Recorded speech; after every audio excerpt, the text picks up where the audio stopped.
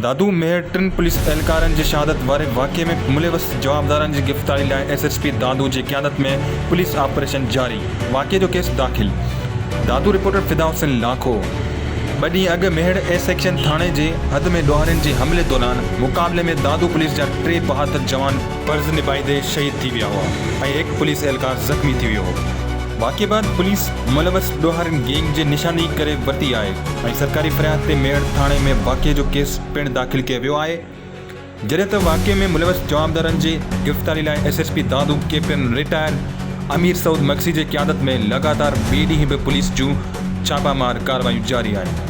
SSP दादू जे क़यादत में police टीमनि मेहर जे मुख़्तलिफ़ इलाइक़नि समेत ज़िले कंबर शेदात कोट जे इलाइक़े गाजी खावड़ बारह ऐं नसीराबाद में वॾे पैमाने ते सर्च ऑपरेशन कयो वियो। छापनि दौरान केतिरनि ई घरनि ओताकनि ऐं ॿियनि शकी हंधनि जी तलाशी वरिती वई।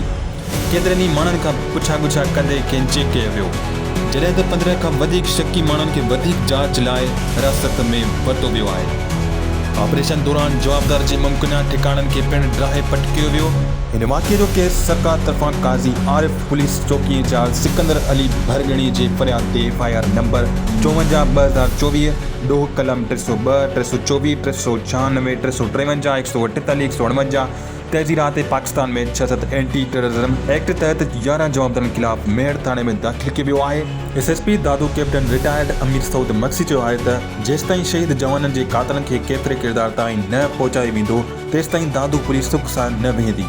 हिन वधीक चयो त IG सिंध पुलिस जे हिदायतनि ते DIG सैदराबाद तारिक रज़ा धारेजो सां पाण पुलिस ऑपरेशन खे सुपरवाइज़ करे आहिनि ऐं जवाबदारनि जे गिरफ़्तारी लाइ समूरा वसीला क़तब आंदा पिया वञनि। जेसिताईं कातल पंहिंजे अंजाम ताईं न पहुचंदा तेसिताईं मुलविस जवाबदारनि ऐं उन्हनि जे सहूलियतकारनि ख़िलाफ़ कार्रवाइयूं जारी रहंदियूं।